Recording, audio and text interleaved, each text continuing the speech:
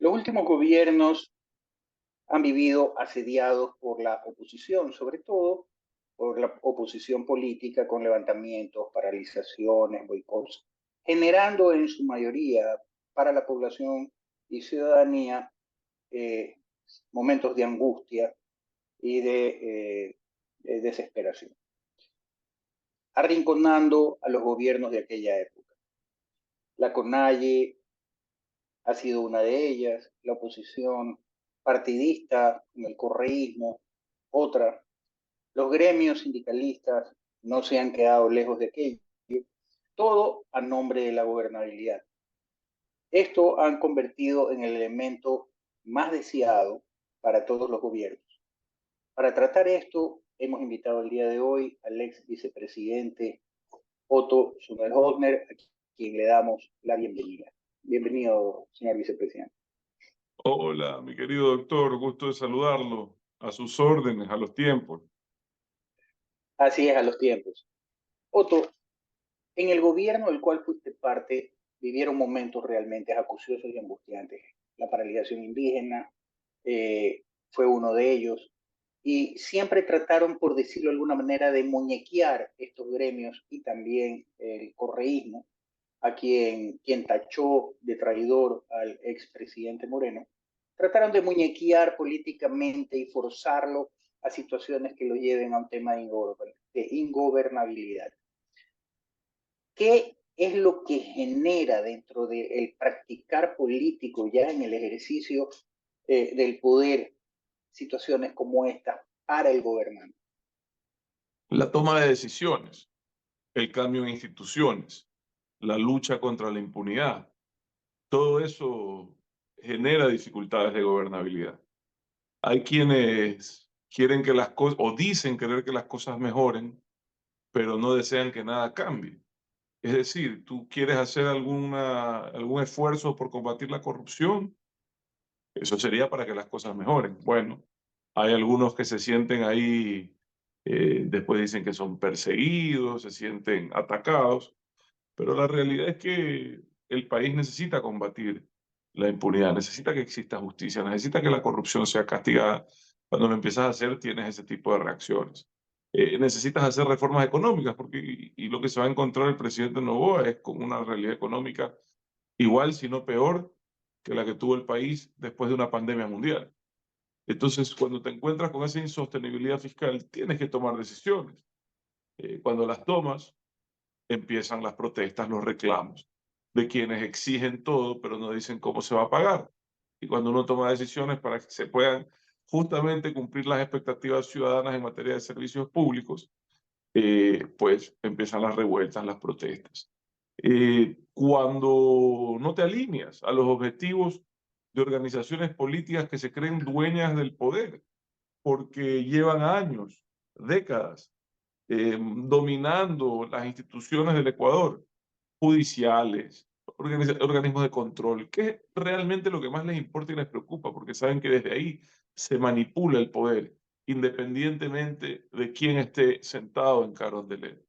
Están más atrás de ver a quién ponen de contralor, cómo se tumban a la fiscal, a quién ponen en la Corte Nacional de Justicia. Eso les importa más, porque sus agendas hace rato que no son agendas del país. Son agendas de impunidad, venganza, persecución y desestabilización.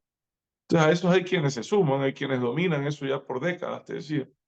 Y lamentablemente el nuevo presidente se va a encontrar con eso. Él ha hecho una alianza, una mayoría arrolladora, inédita en la Asamblea Nacional. Y muchos aplauden la iniciativa, la decisión de hacerlo. Porque como ciudadanos, claro, la mayoría estamos cansados del bochinche, del berrinche, de la bronca, de la violencia. No queremos ver violencia política y queremos creer que hay un acuerdo casi, casi que de paz nacional, ¿verdad? Y prosperidad.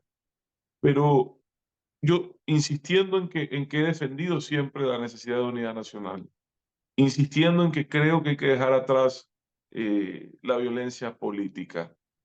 También debo de decir que la unidad a cambio de la impunidad no vale la pena, nunca la ha valido.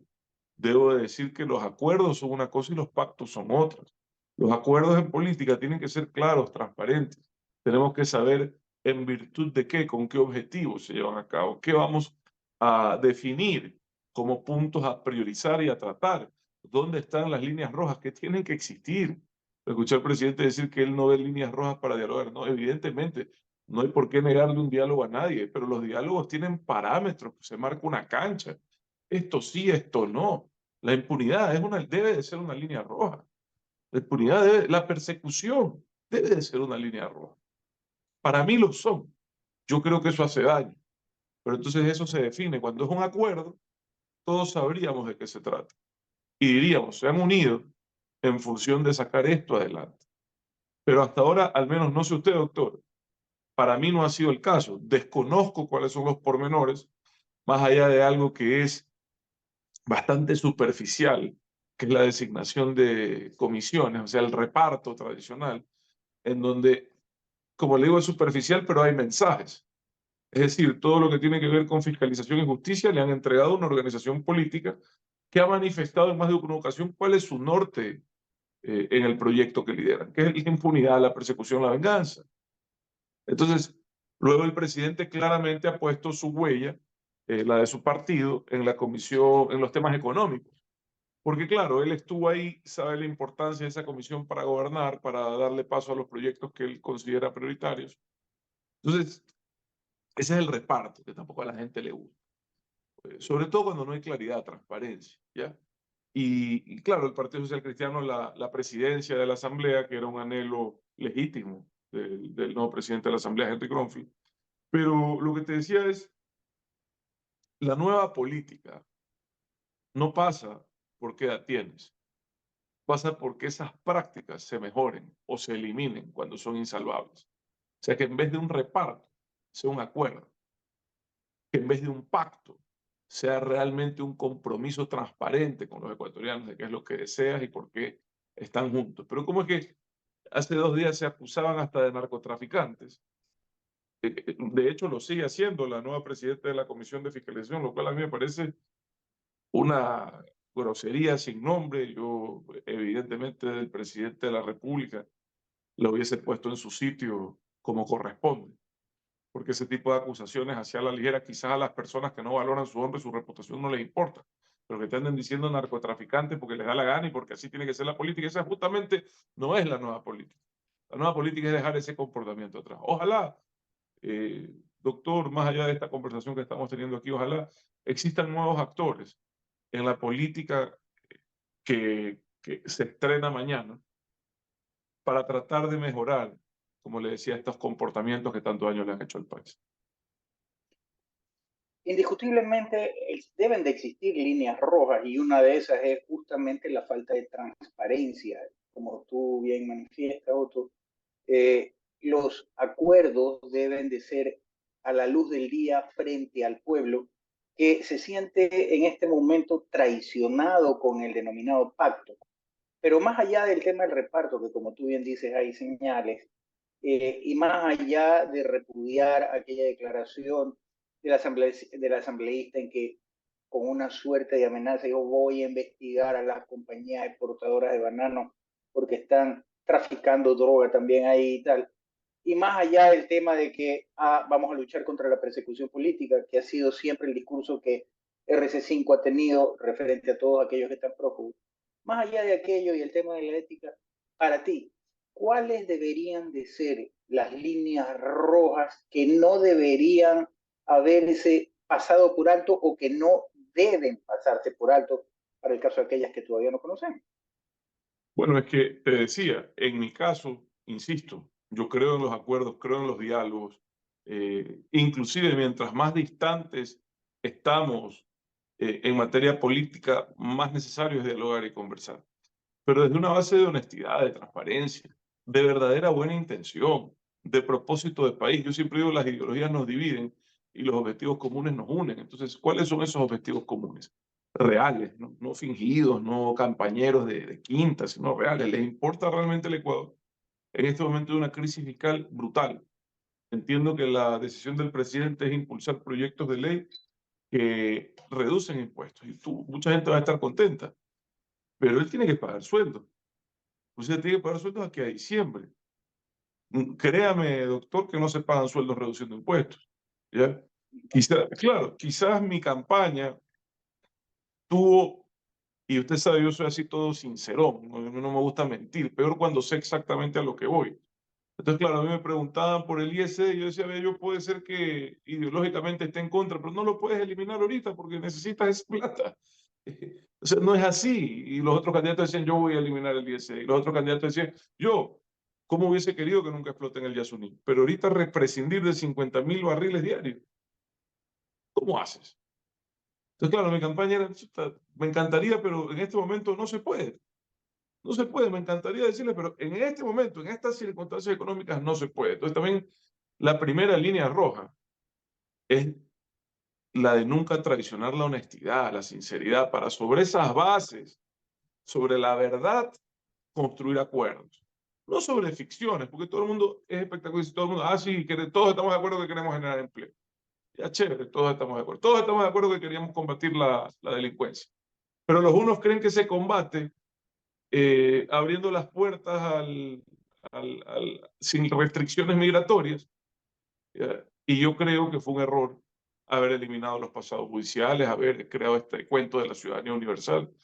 Entonces sí, tenemos el mismo objetivo, pero creo que no estamos de acuerdo en cómo llevar adelante ese objetivo. Y por ahí empieza uno a sincerar las cosas en un diálogo. Lo segundo es, yo te he dicho, no meternos en temas judiciales. Mire, doctor, eh, la fiscal general de la Nación ha sido tema de conversación en casi todos los foros de discusión respecto a lo que está ocurriendo, porque el correísmo la ha puesto como prioridad, tumbarla, sacarla.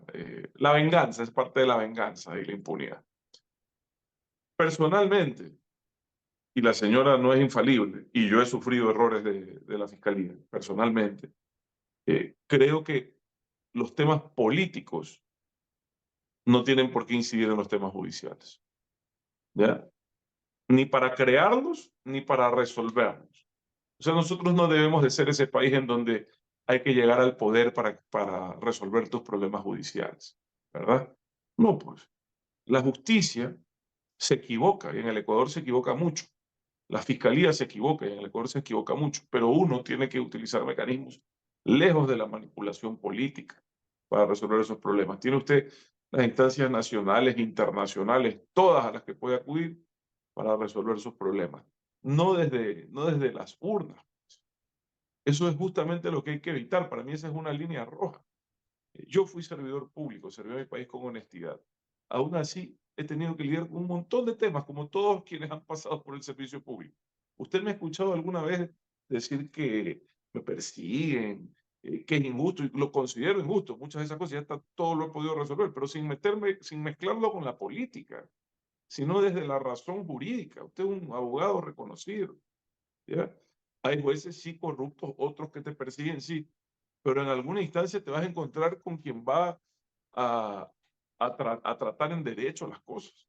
Entonces, para mí, esa es otra línea roja. Temas que yo diría, esto no se toca.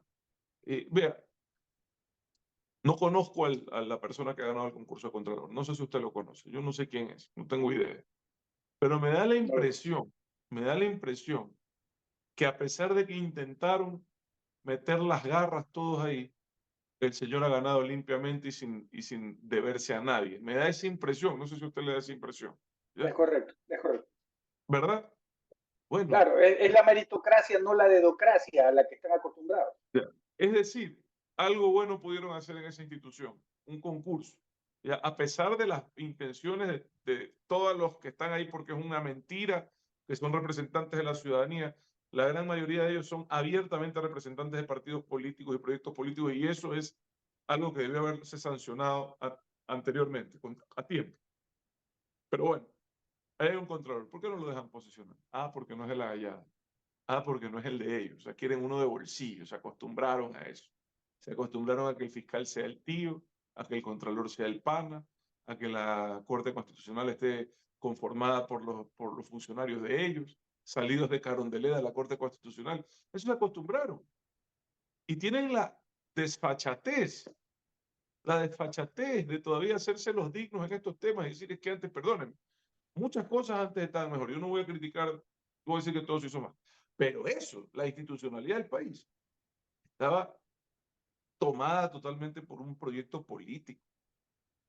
Estaba con una agenda abiertamente de impunidad. Mire, se quejan de el supuesto plagio de la tesis de la señora fiscal. Yo no he leído su tesis, no me corresponde a mí definir si hay plagio o no. Pero no dijeron ni pío con la falsificación de título del señor Delgado, ¿se acordará usted? ¿Por Por qué se supuesto, y hicieron del los ex ofendidos? ¿Ah? vicepresidente de clase. ¿Por qué Y se la hicieron los copia del ex ofendidos? Los vicepresidente de ofendidos se clase. hicieron. Y perdónenme, me encantaría, si fuesen dignos de verdad, que sometan esa tesis copiada del Rincón del Vago, ¿ya? Sí. A un verdadero escrutinio académico. Por último, digan, ¿saben qué? Todo lo que está en duda académicamente vamos a ponerlo a prueba, escojamos una institución independiente, ¿ya?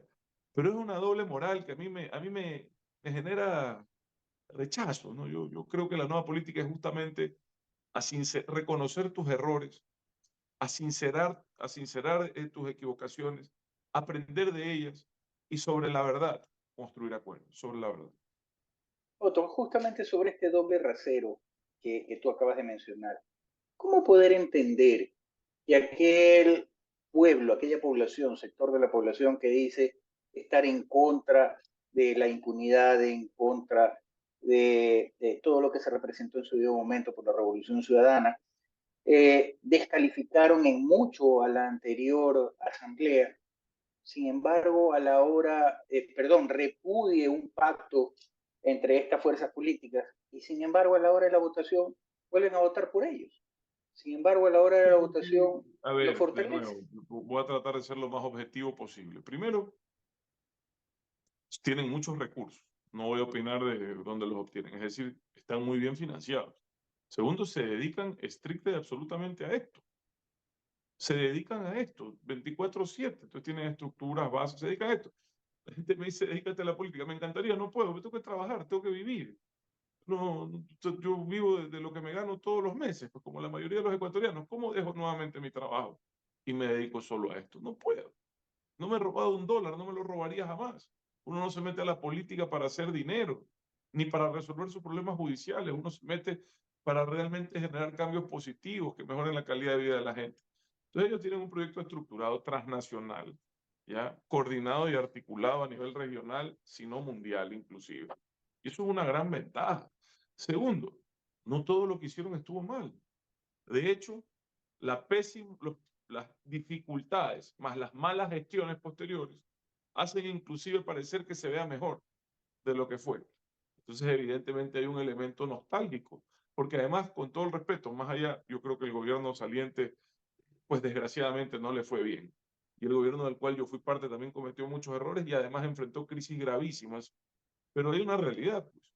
La bonanza financiera que se vivió, no en el Ecuador, en la región, entre el 2006, 2005 y el 2014 no tiene precedente. Entonces, fíjese usted que no es un tema de ideología o de mandatarios. No importa si usted estaba en Colombia con Uribe, que era considerado de derecha, o si estaba en Argentina con Néstor Kirchner, que era considerado de izquierda. Toda la población estaba feliz, pues doctor, porque el órgano más sensible del cuerpo estaba sano, que es el bolsillo. Pues. Entonces la gente estaba feliz, como Uribe lo reeligieron las veces que sea, a los Kirchner lo reeligieron las veces que sea y a Correa lo reeligieron las veces que sea, pero eso no se ha repetido. Ahora, han vuelto a tener los presidentes de la región, con la excepción de Bukele y de AMLO, de López Obrador, han vuelto a tener esos niveles de popularidad. Ninguno, ni de izquierda ni de derecha. Véalo al señor Boric, joven dirigente de izquierda chileno. ¿Le ha ido bien? No, no le ha ido bien, sino es un tema ideológico. Vea, bueno, Uruguay es como una isla aparte dentro de nuestro continente. Iba a hablar de la calle Po, le va bien, la gente, Uruguay es un país estable, una democracia sólida, con instituciones fuertes, que resuelve los problemas de la gente. Pero, o sea, aquí no importa quién gobierne, en la región, digo, si no hay recursos, si no hay plata, estás forzado a tomar decisiones difíciles que la ciudadanía evidentemente rechaza. O estás obligado a no poder atender las situaciones al nivel que te gustaría. Es decir, tú quisieras, hay falencias en todo el Ecuador, quisieras construir en un año 20 hospitales y 60.000 casas. Ese debería de ser el ritmo. 10 hospitales al año y 60.000 casas. No hay de dónde. Sobre todo si no tomas medidas, si no tomas decisiones. Entonces, empiezas a desgastar tu popularidad, empiezas a tener ese desgaste que el correísmo en el Ecuador, al igual que el chavismo en sus inicios, no tuvieron. No lo tuvieron porque tú ibas a cualquier lugar y había recursos para resolver. Hoy el tamaño del Estado, el costo de mantenerlo operativo es tan alto y los ingresos no han subido al nivel que subió el gasto. El gasto sigue subiendo inercialmente porque hay constitucionalmente un mandato de incrementar gasto todos los años en educación y en salud, lo cual me parece bien, pero el mandato no dice de dónde sale la plata. Entonces tú tienes que subir, me parece que medio punto del PIB cada año para educación y medio punto del PIB cada año para salud, hasta llegar al 5% respectivamente en cada uno de ellos. Y el rato que tú llegas al 5% son 10.000, 12.000 millones de dólares. ¿De dónde van a salir? Si sigues recaudando más o menos lo mismo. Salvo que quieras creer lo que dice el gobierno saliente, que ha subido la recaudación 24%, mentira. O sea, el presidente hasta el último día lo engañaron.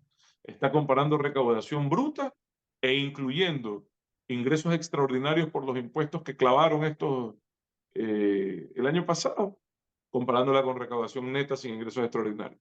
La recaudación de este año va a ser bastante similar a la del anterior, lamentablemente. Un poquito arriba, pero nada representativo. Tú eres economista y mucho se habla de que el verdadero hueco fiscal son más o menos 8.000 millones de dólares. En algún momento se hablaba de aquello. Otros hablan de 10.000. Me parece un poco exagerado, pero al fin y al cabo, digamos que no es muy distante la cifra dentro de la brecha realmente enorme que hay para aquello. Un A gobierno ver, de 1 año, 8 meses tiene la posibilidad de solventar aquello. si toma decisiones, sí, pues. Pero en enero ya, en teoría, tiene que empezar a desmontar la explotación petrolera del Yasuní. Son 50.000 barriles menos, ¿ya? Más gastos, etcétera. Póngale que son entre 300 y 500 millones de dólares dependiendo del precio del barril, ¿ya? En enero también se desmonta la mitad, el ISD pasa a estar a 2,5% por un mandato constitucional que dejó sin vigencia una ley, una emergencia, una ley, ¿cómo se llama? Las leyes económicas urgentes, una que presentó Correa en el 2014. Entonces lo dejó sin vigencia porque fue tratada y respetando procesos en la Asamblea Nacional de ese entonces. Entonces ahí tiene usted 300 o 400 millones menos. Ya vamos por 1.000 millones menos para el próximo año. Todavía no se ha tomado un vaso de agua. ¿Ya? Entonces, el déficit para este año es de 5.000 millones. Cuando se acabó la pandemia, el año 2020, que fue el año más duro, hasta mayo, junio, paralizado totalmente la economía, ya en julio reactivando del 2020. Ese año el déficit fue como de 8.000 millones. Entonces se tomaron decisiones impopulares, pero necesarias. El tema de eliminación progresiva de subsidios y el tema de renegociación de deuda externa, que fue un alivio fiscal por 5 años hasta el 2025 y que te dio acceso a crédito en mejores condiciones. Y eso permitió que el 2021 el déficit sea 3% y que el 2022 hubo por primera vez equilibrio fiscal, por primera vez en 10 años. Equilibrio fiscal, pero fue fruto de esa decisión del 2020. ¿Ya? Luego, el gobierno del señor Lazo, pues, él ya explicó, dijo, lo que pasa, dice, es que él ganó como liberal y se convirtió en socialdemócrata en el camino. Entonces, él devolvió subsidio y ahí perdió como 500 millones, aumentó gasto corriente como en 1.800 millones, le ha caído la producción petrolera, dijo que le iba a duplicar, le ha caído en 50.000 barriles, ¿ya? Ahí tiene usted otros 300 millones, y bueno, más o menos, ese es el resultado de por qué tenemos nuevamente déficit, ¿ya? Eh, ¿Qué se puede hacer? Tomar decisiones o que bajen el gasto o que aumenten el ingreso. Pero bajar el gasto, te digo con sinceridad, en este momento es difícil. Tienes necesidad de contratación de maestros, tienes necesidad de contratación de médicos. Este es nuestro país y enhorabuena, al menos constitucionalmente, debe garantizar educación, salud, seguridad, pero nadie dice cómo se paga. Esa es la gran discusión. Y créame, doctor, yo soy economista, esto de que bajando impuestos vamos a aumentar recaudación es una mentira. No es verdad lo que dice el gobierno saliente, que han aumentado recaudación bajando impuestos. No es verdad. De hecho, ellos subieron impuestos. Y aún así, más otros que eliminaron, pero fueron marginales. A mi criterio, equivocadamente eliminados también algunos. sobre todo los impuestos de salud, porque hay que tener un control sobre las cosas que hacen daño a la salud. Pero hoy venir a decir que van a hacer más sacrificio fiscal, no hay espacio. Sacrificio fiscal es bajar impuestos, reducir ingresos para el Estado. Y no solo no hay espacio, sino que además te cierra las puertas de financiamiento. Porque los multilaterales, que son quizás los últimos organismos que nos van a apoyar en estas circunstancias, quieren saber cómo les vas a pagar. Ellos no son caridad, ellos son bancos. Quieren saber cómo les van a pagar. Entonces, tú les dices, sí, dame la plata ahorita, que ya después cuando me reelijo te pago. A ellos no les importa que, si te vas a reelegir o no, les importa que el rato que te dan la plata, tengas una forma clara de cómo les vas a pagar. Y yo creo que el presidente entrante se va a encontrar con esa discusión a fondo en los primeros 30 días de su mandato y va a tener que tomar una decisión que quizás esté encontrada o sea contraria a su deseo de su aspiración legítima de reelegirse o a su pensamiento dogmático de creer que bajando impuestos se recauda más. Eso aplica cuando los impuestos son muy altos. Es decir, si tú tienes un IVA de 30%, Brasil creo que llegó ya a 28%, 25% de IVA. Si lo subes mucho, hay un riesgo de que recaudes menos porque va a haber evasión fiscal, porque mucha gente va a pedir que no facture. Pero nuestro IVA es de los más bajos de la región, doctor, es 12%. Es de los más, si no es el más bajo de la región. ¿Ya? Entonces, bajándolo, no es que vamos a recaudar más, crean. Eso es una curva que se llama la curva de Laffer, que se hace técnicamente, y el IVA del 12%, que es el del Ecuador, no es un IVA alto. Si estaríamos en 25, 26, en 22, como está Colombia, yo le diría, chuta, revisemos eso. Pero estamos a la mitad de Colombia, pues. Estamos en 12, a la mitad de Colombia. Entonces, ¿qué vamos a hablar de bajar ahorita impuestos? Eso es una mentira. Como fue, o sea, digo, no digo que esté mintiendo el presidente, digo que se va a encontrar con la realidad. Como se encontró con la realidad el señor Lazo, que terminó diciendo ahora que es que no ha sido liberal, sino socialdemócrata, chuta, pero vivió engañado 10 años con tanque de pensamiento, con campañas políticas. Yo no soy liberal, pero digo, él predicó, formó, educó, ganó una campaña diciendo que era liberal, hizo un gobierno que no redujo gasto corriente, que no disminuyó impuestos reales, porque decirme que sacó el impuesto a la herencia, pues eso para 4 gatos, incluido su familia, y probablemente la mía, pero uno no gobierna pensando en uno, pues. ¿Me explico? ¿Ya? Entonces, ojalá se den cuenta rápido y alcancen a reaccionar, porque no tienen mucho tiempo. 18 meses no es nada, se pasan volando. Hace un momento tú hablabas de que habría señales y sobre todo con el tema de la gobernabilidad, cuando hablábamos de los discursos en la posesión de la presidencia de la Asamblea. Y también dijiste que la Revolución Ciudadana tiene un proyecto político que es recuperar el poder, hacerse con él, perpetuarse en él, tener impunidad y hacerse con los bienes del Estado, como ya lo hicieron, como decía esa frase, la candidata a la presidencia por ellos. Ya lo hicieron y lo van a volver a Ya lo hacer. hicimos, dice, ya lo hicimos. Así es, Pero así es. fíjese, pero fíjese, vea, Y lo yo volveremos a hacer. le voy a dar un ejemplo, le voy a dar un ejemplo de eso. Yo no conozco a la señora prefecta de Pichincha, la señora Pau, pero 29 asesores, 29 asesores. ¿Sabe cuántos tenía yo? Cuando llegué, legalmente había partida para 8. Cerré partidas, me quedé con 3. Usaba 2 o 1. Por respeto a los recursos de los ecuatorianos. Pero cuando usted ve 28 asesores, ¿qué está viendo? Está viendo que utilizan esos espacios no para servir a la provincia, sino para servir al proyecto político. Ellos confunden el Estado con su proyecto político. Cuando los atrapan recibiendo coimas, ¿qué dicen? Ah, que no son para mí, no es para que yo me compre un carro, no es para que yo tenga una casa más grande, no es para que yo me compre un departamento en Miami, no es para mí, es para el proyecto político, como que si eso lo justificara. Es decir, para ellos el proyecto político está por encima de la ley, está por encima de todo. Sobre eso es que yo he construido esta frase de que no se confundan, que el único proyecto político que vale la pena tiene 7 letras y se llama Ecuador. Todo lo demás viene y va. Y evidentemente nada está por encima de la ley, por más Es poder que correcto. tenga. Dentro de eso, justamente, el proyecto político de ellos.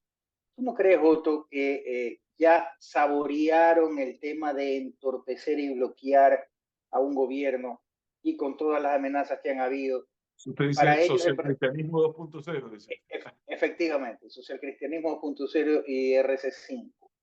Bien. Entonces, esto de aquí, para ellos el proyecto político, les conviene que fracase pues el otro presidente de derecha para que quede Mire, libre y allanado el bueno, tema de la izquierda, ¿no te parece? Novoa se ha autodefinido como de izquierda, ¿no? Él dice que su papá fue candidato del PRE, de los movimientos indígenas, que él es de izquierda. Bueno, eh, veremos más que en sus palabras, en su accionar, su tendencia ideológica. Usted sabe, no me gustan esas etiquetas, no me identifico con ellas, creo que todas las ideologías tienen algo que rescatar, pero sí juegan a entorpecer y al fracaso. De hecho, todavía hay muchas personas, porque el Estado creció de la mano de ellos. El Estado casi se triplicó de la mano de ellos. Entonces, mucha gente llegó al Estado, al sector público a través de ellos y están en las instituciones. Y mucha gente se dedica a entorpecer, ¿ya? Otra gente se dedica a sabotear, ¿ya? Fíjese usted, en la campaña actual filtraron un video de una situación interna durante el paro de octubre en el que estaba el presidente Moreno y yo estaba tratando de ayudarlo a dar unas declaraciones. Lo filtraron en la campaña. ¿Qué le dice esa filtración? Que la gente que trabajaba en ese entonces en los medios públicos que estaban ayudando a hacer esa cobertura, realmente tenían una lealtad política con el correísmo. Y filtran y entregan esos videos. Pero hay gente que está en tu equipo de última línea, defendiendo, en este caso, la institucionalidad y la democracia de un país, y en el fondo quieren que te caigas. Y están ahí. ¿Me explico? Entonces todo Otto, eso tiene que... ¿Ah? sí, Porque para que se la, real- filtre un la- video así, que es un video de edición, que es un video interno, es porque esa gente estaba ahí para que tú fracases, no para justamente ayudar. a eso voy, y es que el correísmo tiene cooptado todos los mandos medios o casi todos los mandos medios de todas las instituciones gubernamentales, por un lado. Por otro lado, desde el 2008, luego de la Constitución de Montecristi, ha vivido el Ecuador una dictadura parlamentaria por el hecho de que la mayoría la han tenido ellos. Inclusive ustedes fueron en algún momento también víctimas de esa mayoría que tuvo el correísmo en su debido momento. No se diga el lazo con la unión de Partido Social Cristiano y RC5.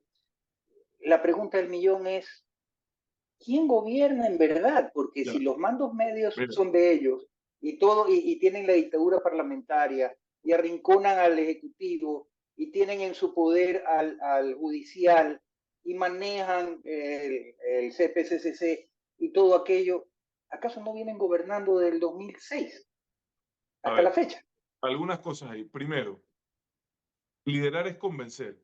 Yo trabajé en una vicepresidencia en donde mucha gente entró en esa época, es decir, con el correísmo al poder. Y con la mayoría pudimos trabajar muy bien, hicimos cosas importantes y resolvimos algunos problemas. Entonces, liderar en el sector público es convencer, no es dar órdenes, es convencer. Eso es una gran diferencia entre el liderazgo público y el liderazgo en lo privado, que es un poquito más vertical, ¿ya? Porque en lo privado tú eres el dueño de la empresa, pues el que no está de acuerdo contigo se va. Así no funciona en lo público. El que paga manda. ¿Ya? En lo público hay que convencer. La gente tiene que sumarse a un proyecto, un propósito, una causa. Entonces eso es importante, inspirar a convencer. Segundo, no va a haber gobernabilidad si no tiene gestión. El gobierno saliente ha tenido una paupérrima gestión, ¿ya? Paupérrima. Son pocos los ministros que se salvan. El gobierno de Moreno tuvo problemas, pero algunas carteras se defendieron y además tuvo problemas en circunstancias mucho más adversas que las actuales, es decir, extraordinarias, externas, gravísimas. Pero en la actualidad estos eran los años del rebote y este gobierno no tuvo gestión, no tuvo liderazgo. Eh, y es un error creer que el liderazgo es solo del presidente. El presidente que mejor lidera es el que mejor equipo arma y le da autonomía a ese equipo para resolver problemas. Entonces, si un gobierno no tiene gestión y no resuelve los problemas de la gente, no va a tener gobernabilidad. Es presa fácil de los politiqueros en la asamblea. Presa fácil, ¿ya? Entonces, lo primero es casa adentro, tener un buen equipo, definir prioridades y tener realmente seguimiento de ejecución. De ejecución, ¿qué metas me pongo y cómo las voy a ejecutar? Ejecución de temas que no tienen nada que ver con el legislativo, doctor. Nada, nada. O sea, es un tema meramente del ejecutivo. Está en tus manos. Y sobre esa fortaleza de realmente dar soluciones, puedes empezar a construir gobernabilidad. La Asamblea va a estorbar. Mire, a Novoa le han de dar, digo yo, de 3 a 6 meses le han de dar, pues no van a empezar a pegarle mañana. Digo yo, ojalá le den más para que pueda trabajar. Pero sí es verdad que la Asamblea puede estorbar, puede fastidiar, pero también es verdad que una buena gestión te da un sustento para superar esos ataques. Mucho se habla de un gobierno millennial, por un lado, porque se pertenecen la gran mayoría de los que han sido designados como Jóvenes, miembros del jóvenes. gabinete a ellos, exactamente. Pero No hay son ni de los otros, 80 como ellos, son ya de los 90. claro. Entonces, y otros dicen que es un gobierno de kindergarten por la misma razón.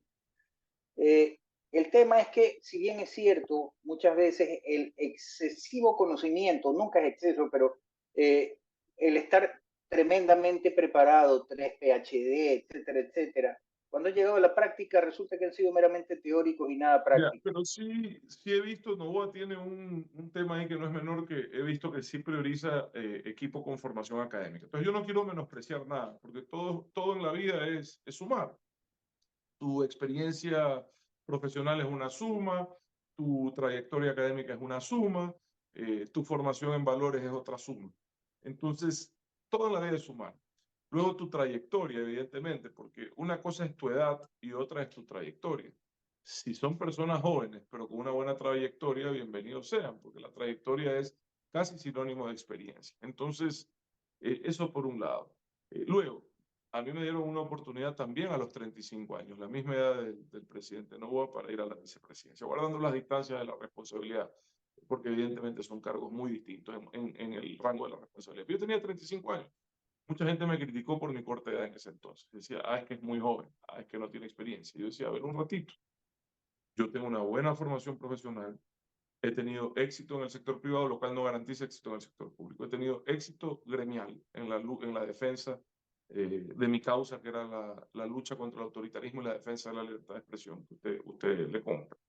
Sí, Y, correcto. y bueno, y además soy una persona que ha mostrado una formación en valores que para mí eso es mi sustento, mi base, eso es sobre eso yo me monto. Nunca pues corrupción, nunca mentira. Entonces, no me puede ir mal. Yo decía, no me puede ir mal, no me puede ir mal. Y evidentemente, gracias a Dios, a pesar de las circunstancias, creo que no me fue mal. Ahora, ojalá sea este el caso también, pero nunca hay que menospreciar eso que usted luce con tanto orgullo, que son las canas. Nunca hay que menospreciarlo, ¿ya? Si yo pudiese dar una sugerencia que no me han pedido es, vaya, búsquese un par de canositos para que también lo acompañen y lo asesoren. Sobre todo porque hay un tema que es fundamental, que es ese equilibrio que te da la edad, ¿ya? Alguien que te diga, a ver, un ratito, ¿ya? No te respira hondo, fortalezcamos tu inteligencia emocional y tratemos esto de esta forma. Por más que tú tengas razón, pero creo que te da ese equilibrio por la experiencia. Mire, no me imagino cómo tiene que estar ahorita el presidente Noboa con las críticas. Te molestan, te llegan, hasta que te acostumbras. Yo tengo la piel de este grueso ya. Sobre todo cuando son mentiras, ya no te da ganas ni de pararles bola. En mi caso, siempre digo yo que para atacarme tienen que mentir, no les queda de otra, para acusarme de algo tienen que mentir. Entonces no hago nada. En campaña fue un error, porque no respondía nada. Debía haber dado respuestas. Pero me parecía innecesario, porque ya tengo la piel tan gruesa de tanta calumnia, de tanto ataque, de tanta mentira, que no lo hice. No me imagino cómo se está sintiendo él ahora, porque nunca ha sido flanco de todo lo que se le va a venir en estos días. Le deseo paciencia, le deseo que fortalezca su inteligencia emocional, que se apoye en personas en las que confía, eh, que busque ganas, con las que usted está luciendo. Y doctor, tenemos que ir cerrando porque me está esperando la jefa. ¿Ah? Mil disculpas. Eso sí, es complicado pelearse con ella. Bueno, Le pues no me ofrecí, queda le más que ofrecí que agradecerte, Otto, por el tiempo, por esas reflexiones y tu mensaje final para una población que va a ver un periodo corto del presidente Novoa y que además tiene aquello que dicen en la calle, salsa, sabor y sandunga, de un periodo electoral a las puertas. ¿Cuál A ver, sería tu doctor, reflexión y tu consejo? primero desearle lo mejor de corazón al presidente Noboa, desearle lo mejor de corazón. Nos merecemos que nos vaya bien como país. La cosa está muy difícil, la situación es, para la mayoría de los ecuatorianos es insufrible. en lo económico, en materia de seguridad, en materia de servicios públicos muy deteriorados. Le deseo de corazón éxito, de verdad, como el que más. Él habló de una reelección, que la reelección no sea la prioridad, sino que sea el fruto de su éxito, que se lo merezca porque le fue bien, que se borre eso de que se quiere reelegir, si hace las cosas bien, eso cae por su propio peso. No sé si me explico, doctor. O Es sea, correcto, sí, sí. si uno va pensando es que me quiero reelegir, te congelas, dejas de tomar decisiones que son importantes. No, no piense en eso, piense en hacer las cosas bien, que el resto cae por su propio peso. Eso sobre lo que se viene, doctor, no va a ser fácil. Si hay que apoyar las cosas buenas, por más que a veces no sean populares, siempre hay que hacerlo. Hay que ser leal a los principios de uno. Y quería, hablando de lealtad, quería agradecerles a los amigos de Juntos Ecuador, que siguen apoyando desde que yo estaba en la vicepresidencia, siguen ahí trabajando y creyendo en que podemos presentarle un proyecto al país, más allá de lo personal y de lo que yo haga en el futuro. Y aclarar que la alianza Actuemos se disolvió el día que se acabaron las elecciones y que algunos de los asambleístas que fueron electos dentro de esa alianza han optado un camino distinto al que yo hubiese sugerido. Yo voy a estar atento a que su comportamiento y sus acciones no contradiga lo que ofrecimos en campaña, pero evidentemente ellos son independientes y tienen que responder por sus decisiones. Pero sí quiero aclarar, porque he visto que le ponen algunos asambleístas de Actuemos. Actuemos se disolvió después de la campaña. Yo les sugerí a esos asambleístas que no se acerquen a pactos donde no hay claridad, donde no hay transparencia, no por rechazar a nadie, sino porque ¿cómo te vas a un pacto donde nadie te dice que estás pactando? Pero bueno, algunos han optado por eso, yo lo lamento. A pesar de eso, les deseo lo mejor y que, insisto, no traicionen lo que ofrecimos en campaña, que era no sumarnos a agendas de impunidad, no sumarnos a agendas de persecución, de venganza, de desestabilización y más bien dedicarnos a trabajar por resolver los problemas de la gente. Doctor, un abrazo, saludos. Un abrazo, Otto, gracias también, gracias a quienes nos ven.